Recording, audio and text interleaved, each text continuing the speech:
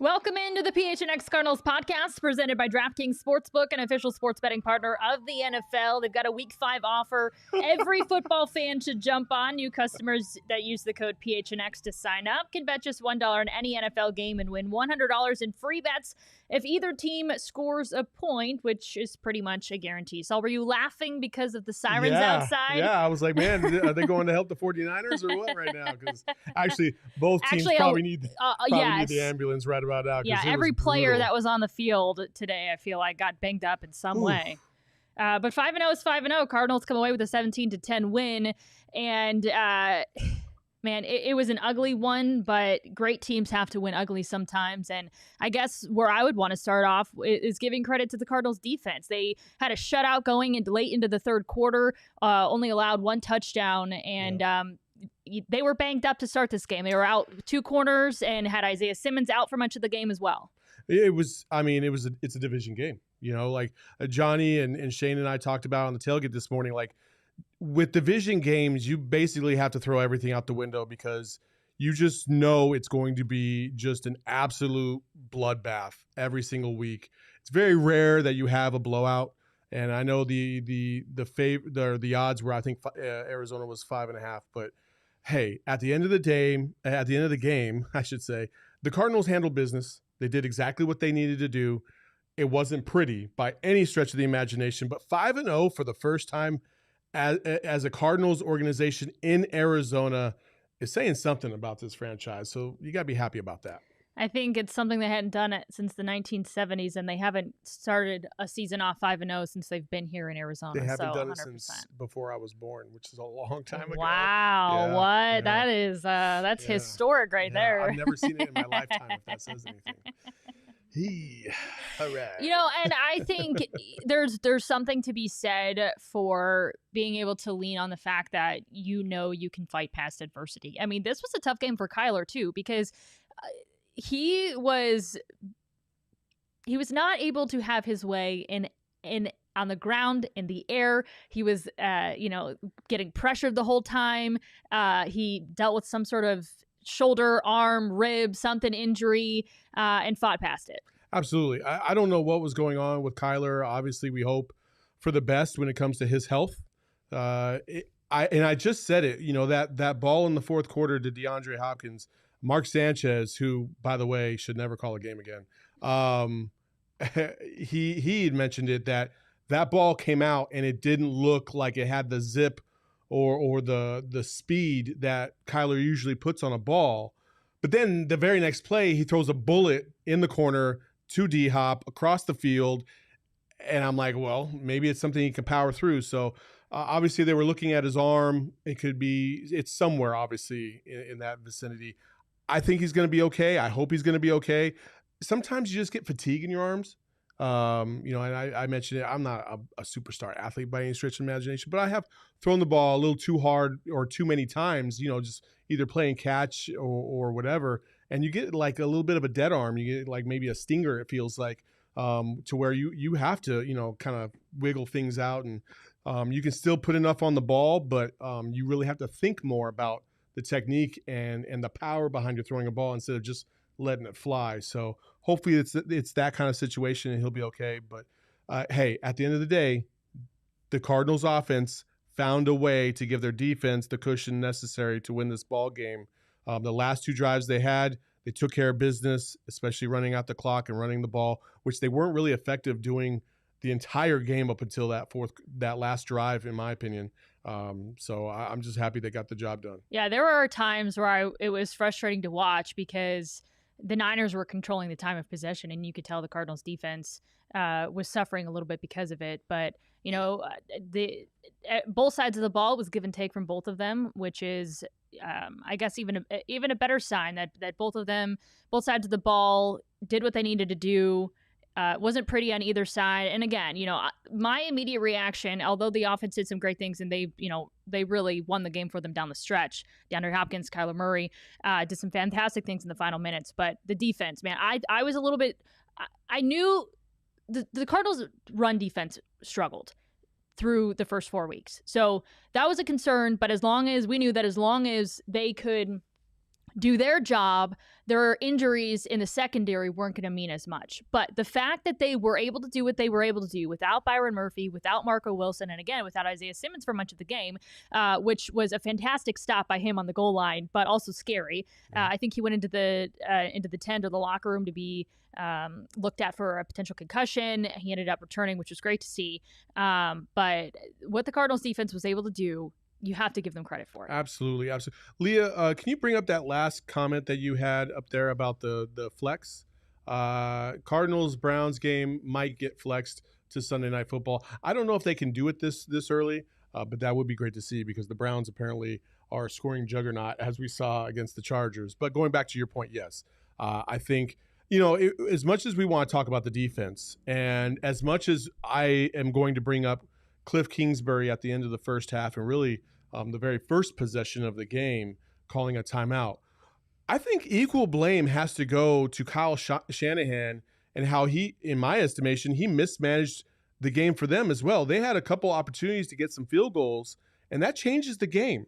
Like they are in field goal range on that last drive, and they went for it several times on 4th and short and didn't make it several times. I think they went for it on 4th down like 4 times and converted once, I believe. Yeah. And so the analytics are trash in that regard because the Cardinals more than held their own. You had Isaiah Simmons, obviously the goal line stop. You had Zach Allen stopping Juszczyk on a quarterback sneak. You had a deflected pass by J.J. Watt on 4th and 4. The Cardinals more than held their own against this 49ers team. But that's how Kyle Shanahan manages the game, and that's where the defense came up. The defense won this game. I understand Trey Lance is a rookie, but rookies, as I said earlier this morning, have just had a propensity to really hurt the Cardinals for whatever reason. I don't get it. I don't understand it. They haunted them last year. They do. And over the course of the last 10 to 15 years, really. We brought up several names this morning. So, again, the Cardinals found a way to win. That's what good teams do. It's not always pretty. There was a lot of games today that if you thought it was a sure lock, it was absolutely not. That Packers-Bengals game was crazy. The Titans struggled with the Jags for a large part of that game, and if it weren't for Urban Meyer doing Urban Meyer things, I think the outcome would have been largely the same or different. So there's just a lot of things going on, and you can never take any team for granted in the National Football League because every team is solid.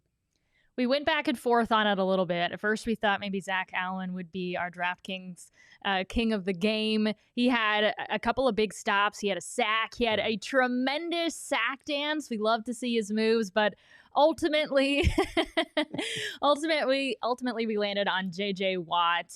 He was all over the field, wreaking havoc on the rookie quarterback, Trey Lance. He had 3 total tackles, 2 tackles for loss, and 3 quarterback hits. J.J. Watt, he has not gotten a sack yet for the Arizona Cardinals, but honestly, that doesn't begin to tell the whole story of what he's meant to this team and what he's been able to do. He's against the run specifically. He has been very, very good this season. He's, again, sometimes when you're talking about stats and output, that's why it's a team game. You have to rely on your other teammates to play fundamentally sound football. And sometimes when you're not in your gap, then that leaves you exposed. J.J. Watt, for a large part of the season, has never, ever been out of his gap, has not been outside of his responsibilities. He's done everything the team has asked him to do and created avenues for everybody else to make plays. Now, whether they've been making plays or not, obviously through the course of the season, especially in the run game, is a different story. But J.J. Watt has done his job. He has absolutely done his job, and the stats won't reflect it. It's much like the small intangibles that you need to win games.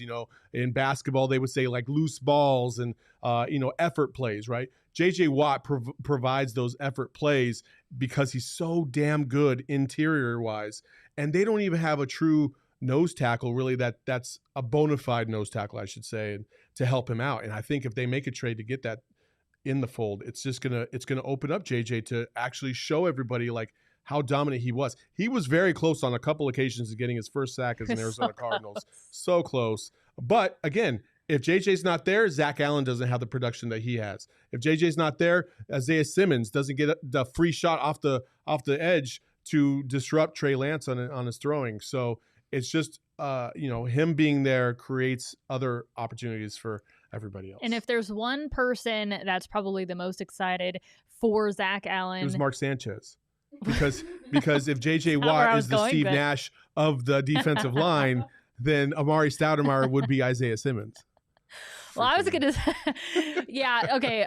I'll get to that in 1 second. Let me finish my thought. We might as well just vent about that while we're here.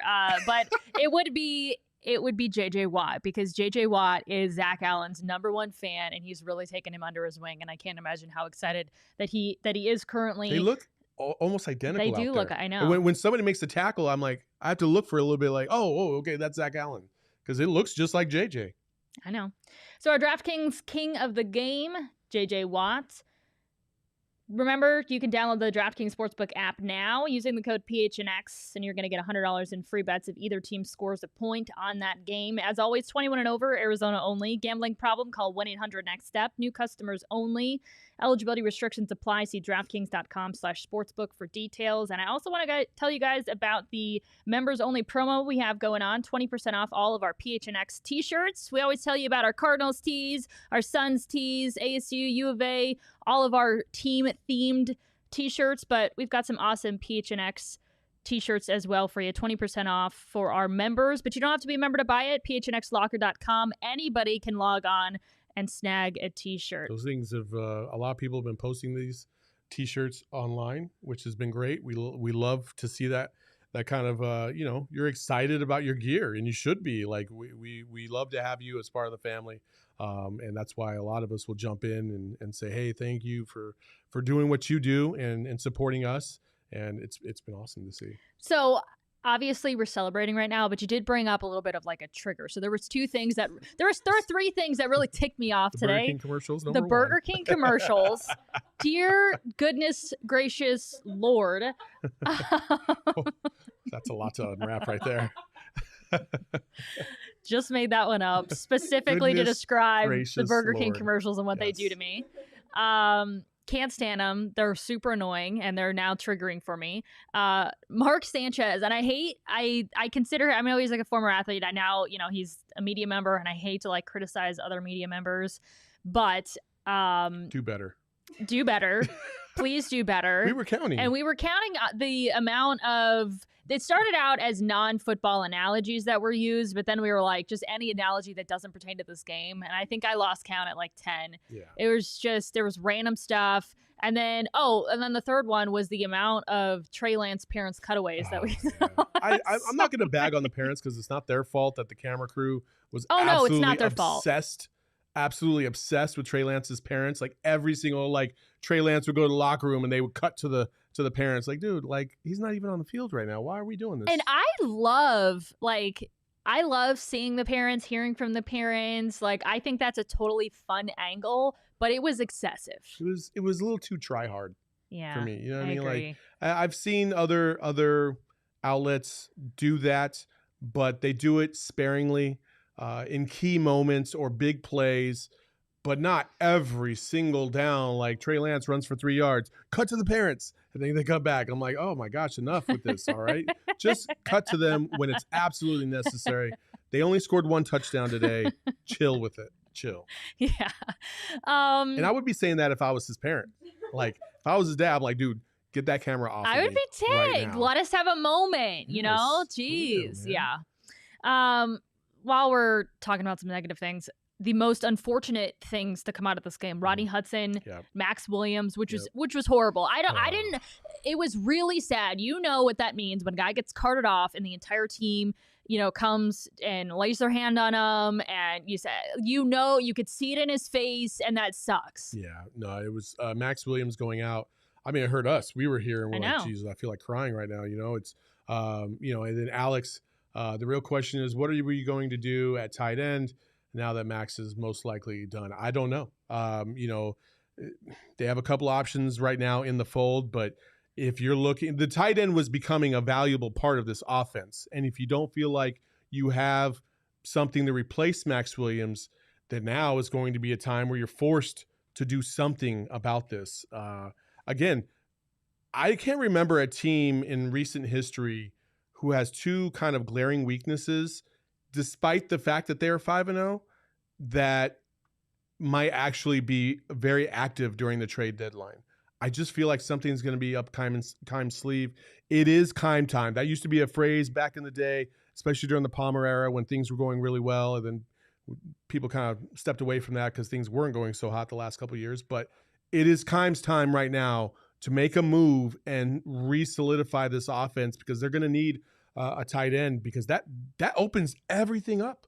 It really did. Max was coming along so well, and oh man, that hurt my soul to see him go down like that, because you just know when you see an injury like that, you just know that ain't good. Yeah, he was also injured for much of last year too, so it's just like he's a great character, great locker room guy. He was a great player. He's having a breakout year.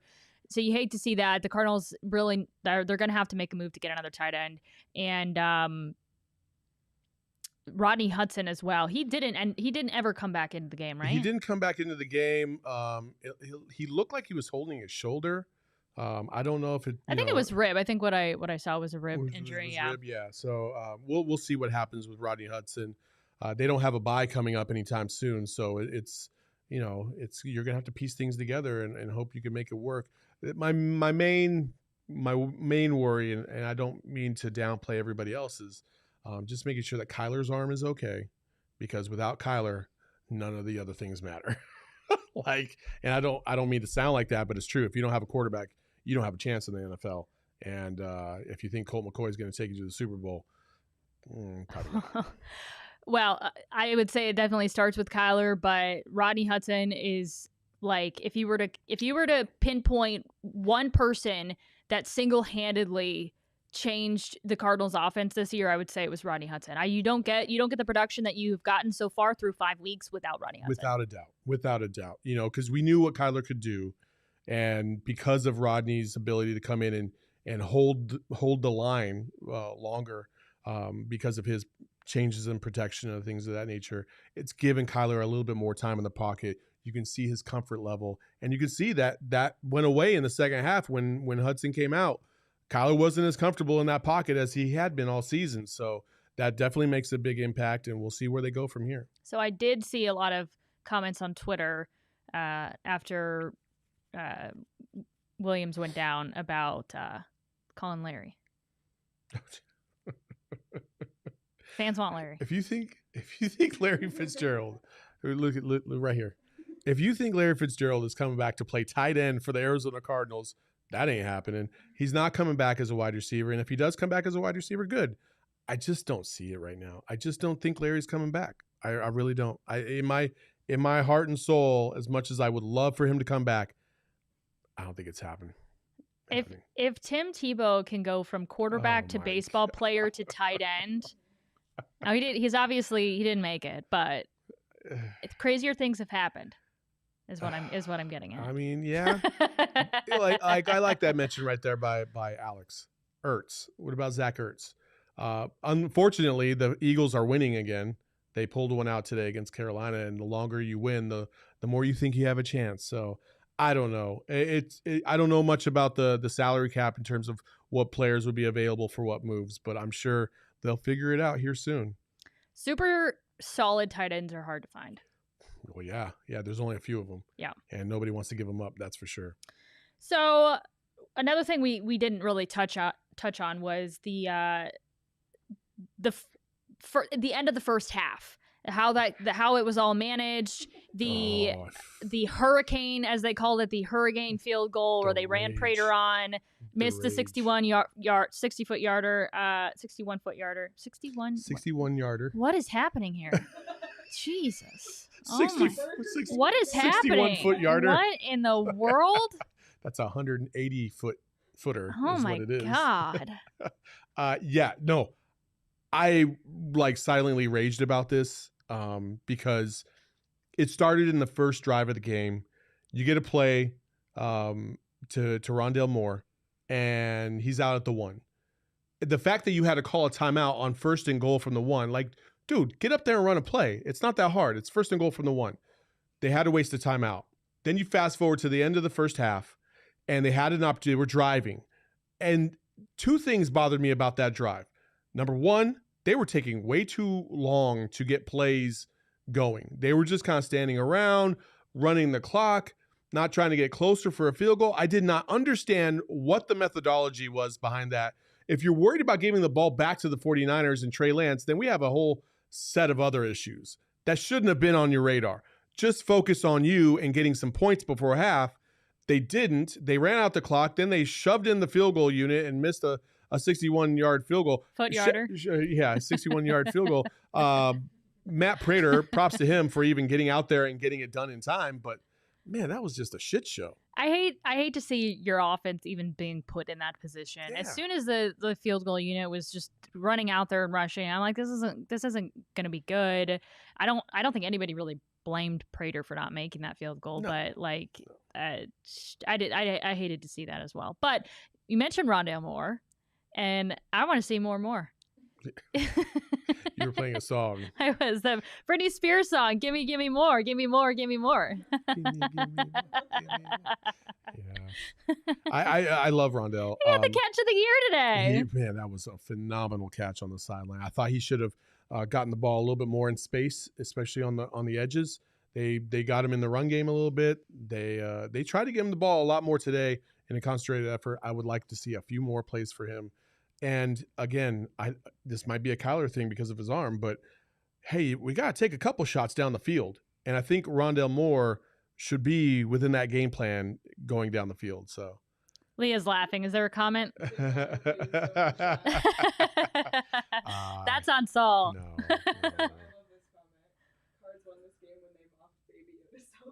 Oh yeah. As True. soon as the Niners True. did that, I was like, Cardinals, you True. better just end this now. That is just disrespectful. Yeah, no. That's karma coming back to get you.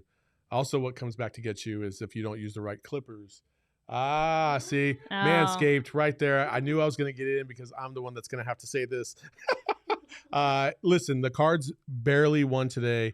You could say they escaped by the hair of their chinny chin chin. If you want to get rid of the hair on your other chinny chin chin, I'm impressed.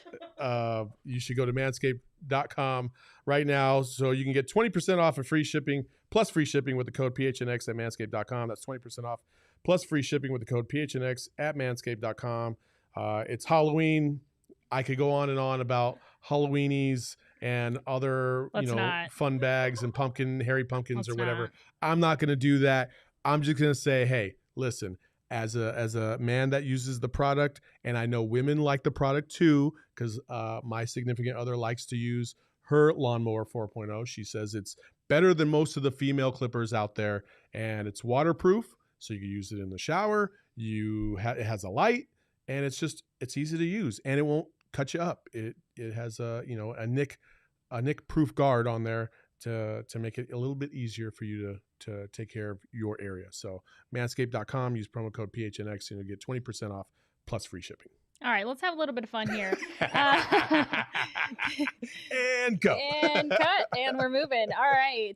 Let's take a look at some of the headlines that you guys created before the game even started. And Simmons single-handedly destroys San Francisco rookie and Niners.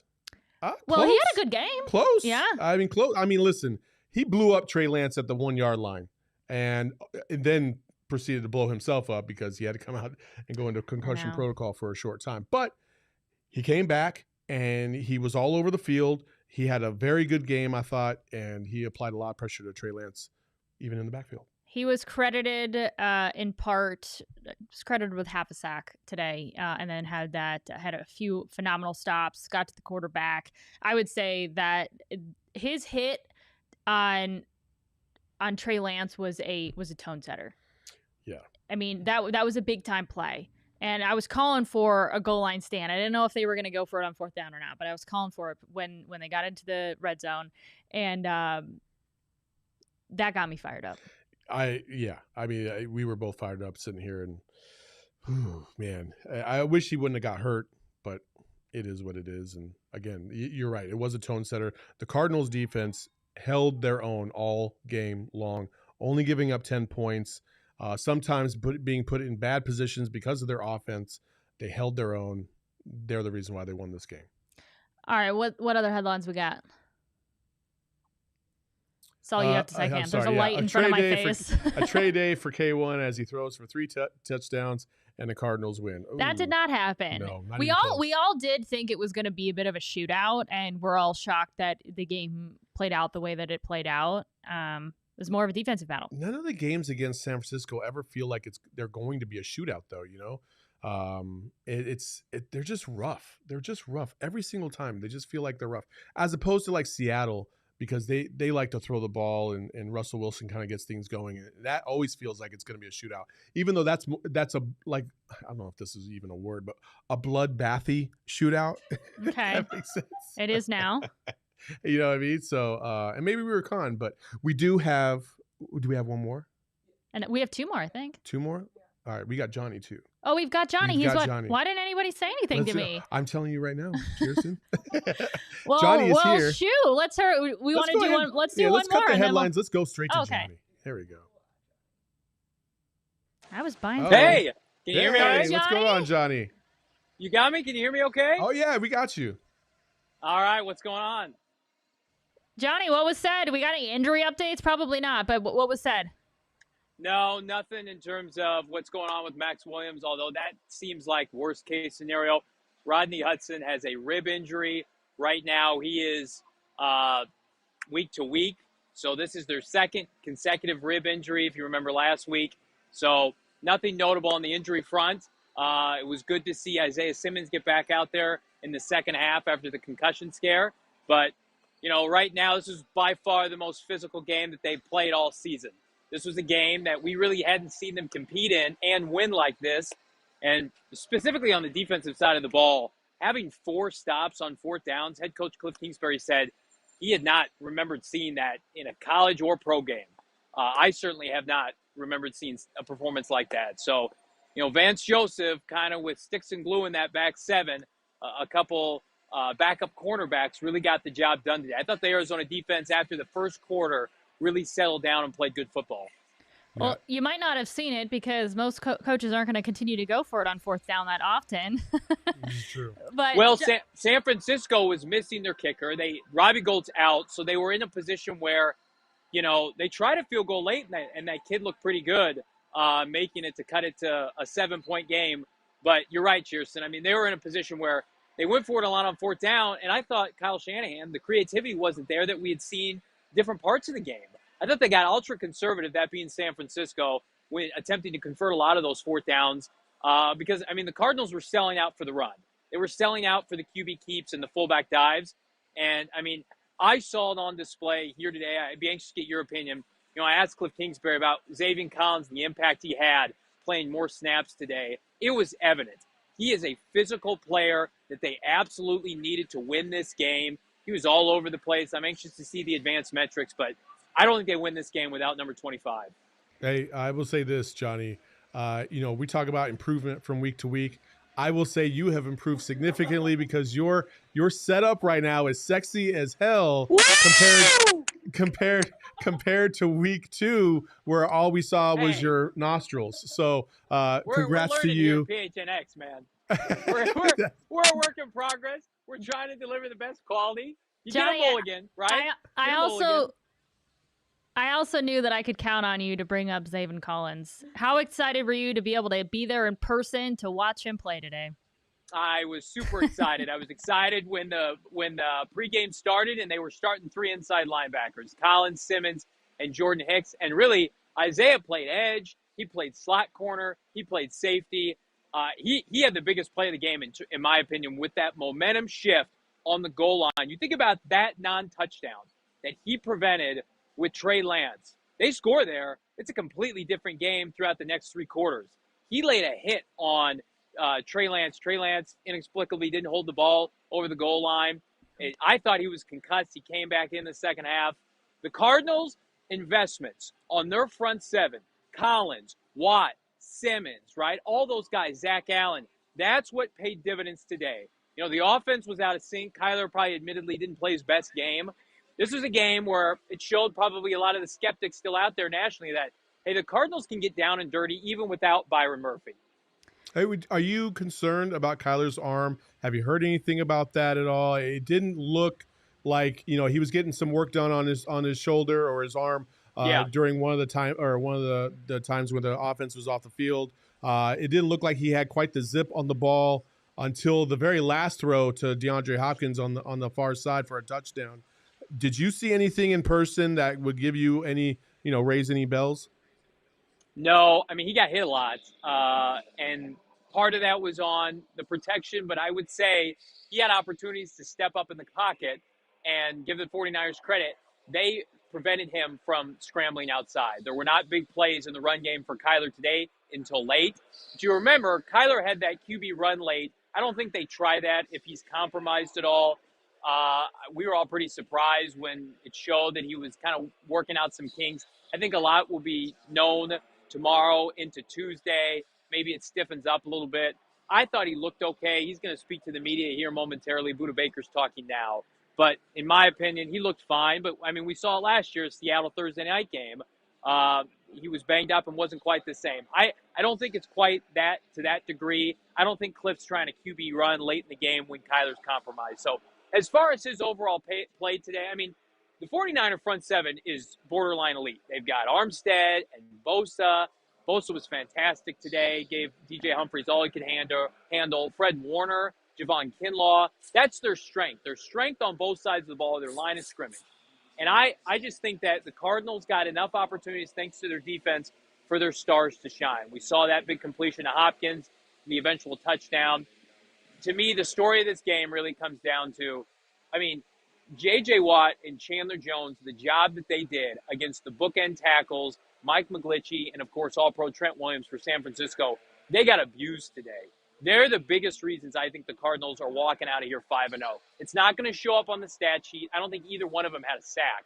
But the amount of holds, the penalties that they induced, the holding calls, this was the J.J. Watt game that I think everybody's been waiting for. He's willing the crowd on. He and Chandler Jones were a huge problem for Trey Lance, and that's inevitably why they got the W. Well, Johnny, you'd be happy to know that we both agree with you, and J.J. Watt was our DraftKings king of the game. So there you go. Excellent. Excellent. So what? Hey, I know. Go ahead. No, Johnny, go ahead. Well, no, I know a lot of people have been dogging him because the sacks aren't there, and they paid him $22 million guaranteed. This is the kind of performance, if we talk about last December, when they got embarrassed 20-12 on national TV, didn't make the postseason as a result. Michael Bidwell went out and said, we got to get tougher. And he made an emphasis to go out and recruit J.J. Watt with, of course, Steve Keim and company. And it paid dividends today. They don't win this game without him, and they're not the physical football team that they are without number 99. So, heck of a performance. Absolutely. The Cardinals are 5-0 for the first time in any of our lifetimes. So it was an ugly win. There were some injuries, but 5-0 is 5-0, and a division win is a division win. So what was kind of the tone in the post-game media room like? Same thing from both DeAndre Hopkins and Cliff Kingsbury. You don't apologize for wins in the NFL, especially when they're in the division. Yep. They actually covered the spread. I put a stat out there that I had seen before game. 1-5 against the spread is a home favorite. They covered. They won by 7. They were a 5.5-point favorite. So it's always a good day when you pick up a victory against a team that a lot of people thought, national media and the sports books thought, we're going to contend for this division. It's laughable now what you see, the disparity in talent and specifically quarterback play. The Cardinals are just, in my opinion, and the Niners played admirably, they're on a different level. They don't have a Rondale Moore. They certainly don't have a Kyler Murray. I thought the back 7 for the Cardinals defensively played really well, even without Byron Murphy. So I think this is it's kind of a little bit of a revenge tour for Cliff Kingsbury. Cliff Kingsbury now in back-to-back weeks conquers the demons of the two coaches in week 16 and 17 last year that put them on the street early, the postseason street, if you will. So if you're Cliff Kingsbury, you're playing with house money right now. I thought he called a pretty good game. He wasn't overly conservative. I liked the pass plays when they had to seal it late. That throw to DeAndre Hopkins where he sat. Their football IQ is off the charts. I thought a lot of the questionable penalties that went against them, I mean, they were phantom, they were throwaway. This officiating crew is marginal, if you ask me. So you play to win, and of course in the division that's cranked up to 100. And right now they're 2-0 in the NFC West. Johnny, we appreciate it. Thanks, Johnny. Hey, we'll let you get back. Find out what more about Kyler. We just want to make sure Kyler's okay. Yeah, I can rush back. I'll go see if I can get him. Spread. Bye. He did mention that the Cardinals covered the spread. If you didn't get in on the action this week, you can always download the DraftKings Sportsbook app using the code PHNX. They've got a promo for you every single week, so you're going to get free money at this point if you use the code PHNX and place a bet. So we encourage you to do that moving forward. So what's one word you would use to describe this win? Putting you on the spot. Taxing.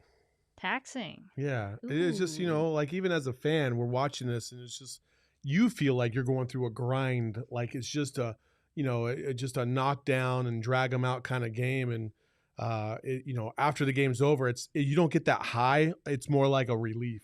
I agree. So, yeah, I would say taxing. How about you? Yeah, I'm trying to think of one word to describe emotional roller coaster, and that word is not really coming to me. But taxing is kind of in that category. Fluttering, maybe? I don't know. Volatile. I, to be honest, don't even know the definition of that Topsy-turvy is a word, yes. Topsy-turvy? That's one word, right? I think it's hyphenated. It's not one that I have in my vocabulary that I pull out regularly, so I I'm can't sure. remember the last time we used topsy-turvy. Espo's usually the one with the older words. So. I love Espo. Like, I give him so much shit. He gives me so much shit. That's why it works. So. Yeah. So I think the tone is clear. It's great to be 5-0. It's great to be in this position. There were some injuries and some glaring improvements that need to be made moving forward. So they're going to take this win and regroup next week against the really tough team in the Cleveland Browns. That's a big time game next week. That's a huge game, and hey, shout out to the Browns for holding their own. I'm not sure if they held on today. I got to double check. I can actually check that right now. I'm sure somebody in the chat knows already, but double checking right here. Oh no, did they lose? Did they lose? They lost 47-42. Holy smokes. Man, that was a shootout. Wow. Yeah. But still, the Browns, man, I wonder how many yards. Man, freaking, are you kidding me? Wow. Man. Anyway, so the Browns, yeah, they might have lost, but Justin Herbert, 427 total yards, 5 total touchdowns. How many yards passing though? Hold on, I know it's a tweet. I'm like reading it. Under 283.5 for DraftKings. So I need him. How many yards passing? Yes. All right, let me look up the box. Here we go. Real quick. You got it? Passing 398 yards, you son of a man. The Browns hadn't given up more than they've averaged 184 yards a game so far. And then Justin Herbert comes in, who I also like. Let's just talk for real. If there's one quarterback out there, because people love a new quarterback and people love, the next big thing. The next big thing. If there's one quarterback out there that is, in my opinion, the biggest threat to Kyler Murray not getting MVP, it would be one Mr. Justin Herbert. Because that guy is throwing the ball like crazy. They've already beat the Chiefs. They just beat the Browns. They were a solid team. I like watching the Chargers play. And so, so going up against the Browns next week, it's going to be I've got a stat for you. Yeah, go ahead. The Browns, so this is from ESPN Stats and Info. The Browns scored 42 points, had 532 yards with 0 turnovers. They're the first team in NFL history, including the playoffs, to lose when having either 40 points and 0 turnovers or 40 points, 500 yards, and 0 turnovers. Oh wow. Gosh. Cleveland going to Cleveland. The only people that have it worse than Cleveland, Detroit. sorry. Lions, man, I feel you. I feel you. I almost want to cry for you, man. You guys find new and different ways to lose ball games, man, and it hurts. It hurts just to watch. It's like, but it's like a car crash. You can't help, but you gotta look just to see what happened. You know what I mean? It's just. I would love to just have like an off the record sit down with Matthew Stafford and just how does it feel to be out of there? Yeah. How does it feel after a day like today? Oh man, so brutal, so brutal. But hey, the Cardinals are 5-0. That's what absolutely matters. They're going to go up to Cleveland. I don't know if they can flex. I don't think they can flex games this early in the season. I think they wait until after like week 10. But if they can flex, hey, that would be really awesome to see the Browns versus the Cardinals on Sunday Night Football, because I think that's a matchup that deserves national attention, because both teams, I believe, will be playoff teams, and both teams I feel like are legit contenders. The Cleveland Browns are a legit contender. Now, their defense didn't show it today, but before today, they had shown that they're very good on the defensive side of the ball. So we'll see. We were talking about bandwagon fans earlier in the week. It might have even been last week. And one way to get more fans, more eyeballs, do something on prime time, do something in a Sunday Night Football game. The Cardinals, I actually haven't really thought about that. I didn't know. I haven't paid attention to when flexing starts, but you're probably right on that. But usually they held it for like the last 4 or 5 weeks of the season, because they didn't want to have poor matchups of teams that were not going to make the playoffs on those on those Sunday night games. That's why they created the flex, so that way they can put in, playoff potential matchups. And so it's a little too early in the season for playoff potential matchups. But this, in my estimation, is going to be a very, very good game. So Cards are ready for prime time. Oh, absolutely. They've been ready for prime time. They should have more prime time games as it is. But you know how that goes. Cowboys. You also Cowboys, yes, and then the fact that everybody loves LA this year, but you got to get. The Cowboys have already played 2 primetime games this season. The Cardinals haven't even played one. They always will. And the Cardinals smacked the shit out of the Cowboys last year. Like, why are the Cardinals not there? Like, I don't understand that. Also, the Cardinals are playing in Dallas, and I have a feeling that will be one of those flexes. January 2nd, I'll be there. So will Johnny. I'm just putting it out there into the universe. There you go. Is there anything else that you would like to compliment or vent about or get out? No, Johnny was right about the 3 blind mice out there trying to throw flags everywhere. The referees were terrible. They were not very good. They weren't consistent. I don't know what the hell is a pass interference call versus what is an offensive pass interference call. Because Brandon Ayuk straight up ran over a defensive back and they threw a flag on the defensive back. So that is what it is. Man, 49ers fans travel because you could hear them in the stadium. That was loud. When I was driving in, I just it was just kind of like people walking into a bar, into a restaurant, at a bus stop. I saw like a ton of 49er fans. Yeah, I don't understand it and I don't get it, but hey, it is what it is. Some fan bases just travel very well. I'll just leave it at that.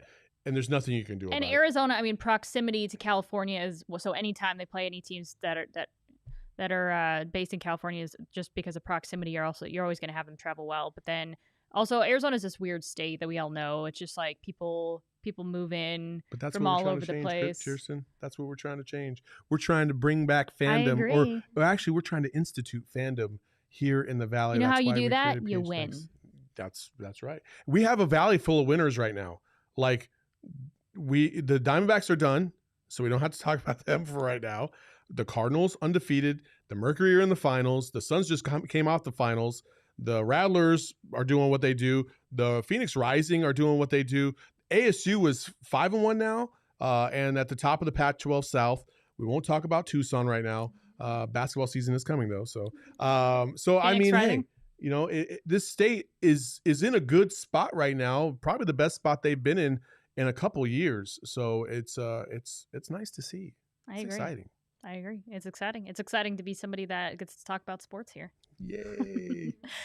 All right. I think we've talked about pretty much everything we could talk about in this one. Again, the Cardinals 5-0, 17-10 win over the 49ers. We'll see you tomorrow.